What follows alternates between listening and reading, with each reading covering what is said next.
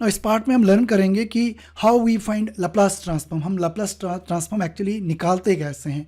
Part 1 में हमने learn किया कि लैप्लास ट्रांसफॉर्म होता क्या है।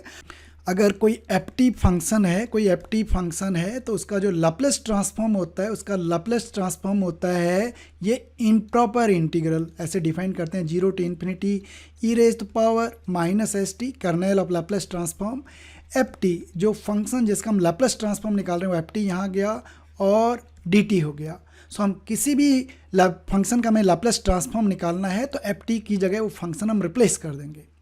नाउ ये जो इंटीग्रल है ये इम्प्रॉपर इंटीग्रल है, और इंटीग्रल है क्योंकि इसकी एक लिमिट क्या है, इन्फिनिटी है। नाउ इम्प्रॉपर इंटीग्रल को निकालने का तरीका, जो इन्फिनिटी वाला है उसको हम एक आर्बिट्री कांस्टेंट से रिप्लेस कर देते हैं। तो यहाँ पे हमने b लिख लिया, इंटीग्रेंड वही रहा e raise power minus s t f t d t, और इसके बाहर हमारे पास आ जाएगा limit b tends to infinity. So पहले हम इस डेफिनेट इंटीग्रल को फाइंड आउट करेंगे जो function of b and s होगा, राइट। और उसके बाद हम b टेंस टू इन्फिनिटी ये लिमिट लगाएंगे।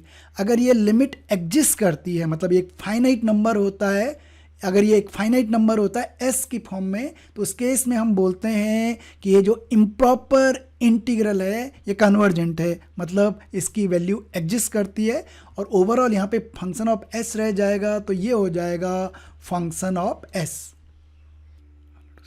Now let us see how to find Laplace transform of a given function ft। Now suppose हम एक सिंपल सा फंक्शन ले रहे हैं, और मैथ्स में सबसे आसान फंक्शन होता है exponential function e raise power a t, जहाँ ए एक कांस्टेंट है, और हमें लैप्लास ट्रांसफॉर्म निकालना है e raise to the power a t का, राइट। सो बाय डेफिनेशन हम जानते हैं कि एफ टी का लैप्लास ट्रांसफॉर्म का ये फॉर्मूला है, तो इस फॉर्मूले में हम एफ टी की जगह e raise power a t put कर लेंगे, तो ये हो जाएगा 0 to infinity e raise to power minus s t e raise to the power a t d t, integral with respect to t, right. And this one is equal to, यहाँ पे integration आसान हो जाएगा, हम exponential की property लगा रहे हैं, तो ये हो जाएगा e raise to power minus s minus a multiplied by t d T.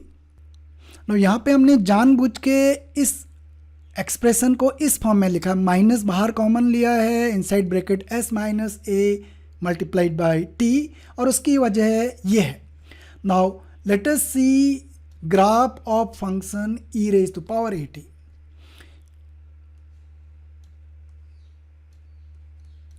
Now suppose हमारे पास ए ग्रेटर देन 0 है, ए पॉजिटिव है, तो उस केस में जो एक्सपोनेंशियल फंक्शन है, उस केस में जो A for a greater than 0, तो जो एक्सपोनेंशियल फंक्शन है उसका ग्राफ ये होगा, ये टी एक्सिस है, ये हमारे पास एफ टी है। तो जैसे जैसे टी बढ़ता जा रहा है फंक्शन की वैल्यू भी बढ़ती जा रही है, इसका मतलब लिमिट जो है टी टेंस टू इन्फिनिटी ये भी किसकी तरफ जाएगी, इन्फिनिटी की तरफ। पर अगर हम ए हमारे पास नेगेटिव हो, ए की वैल्यू जो है वो लेस देन क्या हो, 0 हो, suppose A is less than 0, तो उस केस में जो एक्सपोनेंशियल फंक्शन है इसका ग्राफ ऐसे होगा, राइट। सो जैसे जैसे टी इंक्रीज कर रहा है, जब ए लेस देन 0 है, तो ये जो लिमिट है टी टेंस टू ई, ये इज टेंडिंग टुवर्ड्स 0, ये ग्राफ शो कर रहा है। और हमारे लिए ज़रूरी है ये इम्प्रॉपर इंटीग्रल एग्जिस्ट करने के लिए कि जब t इन्फिनिटी की तरफ जा रहा है तो हमारे पास यहाँ पे जो t का कोएफिशिएंट है वो नेगेटिव फॉर्म में होना चाहिए, ताकि ये जो इंटीग्रल है, ये जो वैल्यू है, ये फंक्शन जो है इंटीग्रल करने के बाद ये 0 की तरफ जाए, एक फाइनाइट वैल्यू की तरफ जाए।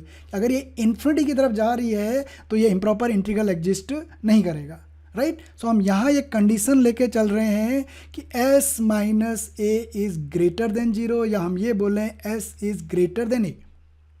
Okay, so this is justification for why we wrote minus s t plus a t in this form.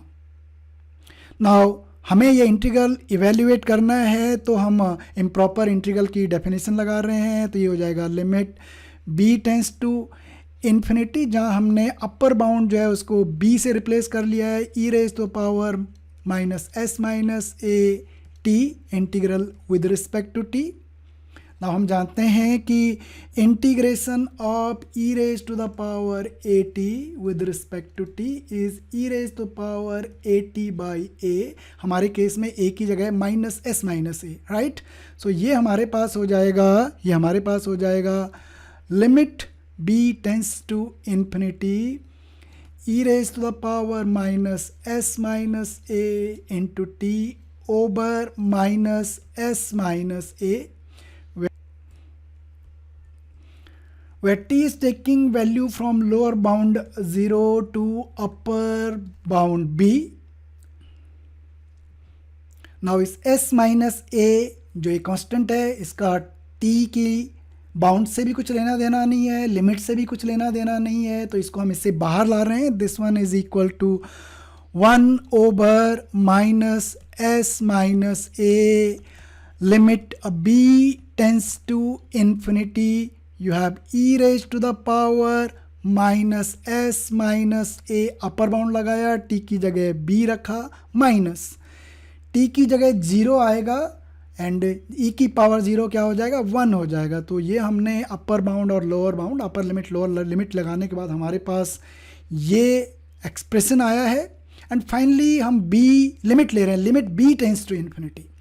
Now as b tends to infinity b increases, right? So here we have already taken s is greater than a, so s minus a positive होगा, इसका मतलब minus s minus a ये क्या हो जाएगा, negative हो जाएगा। So as b tends to infinity e raise to power minus s minus, so ये जो फंक्शन है b का, ये इस ग्राफ को फॉलो करेगा, मतलब ये किसकी तरफ टेंड होगा, 0 की तरफ टेंड होगा। और जो 1 है वो कांस्टेंट है, उस पर लिमिट का, इसमें b वेरिएबल इन्वॉल्व नहीं, लिमिट का कोई फ़र्क नहीं पड़ेगा। सो ये हमारे पास बेसिकली रिजल्ट आ गया 1 over minus inside bracket s minus a, b tends to infinity e raise power minus infinity. अगर हम दूसरे ढंग से इसको सोचें तो ये 0 हो जाएगा, 1 पे लिमिट का कांस्टेंट, फंक्शन का लिमिट के बाद कोई असर नहीं, 1 ही रहेगा। और हम माइनस को यहाँ एडजस्ट कर दें तो ये हमारे पास आ गया 1 over s minus a। Prove किया कि Laplace of e raise to power a t is 1 over s minus a with the condition that s should be greater than a। ये वीडियो आपको कैसा लगा, अपना ओपिनियन इस वीडियो के comment section में पोस्ट कीजिए। और अगर अच्छा लगे तो मैथ्स, और अगर वीडियो आपको अच्छा लगा तो मैथ्स एटसेट्रा को सब्सक्राइब कीजिए। Thank you.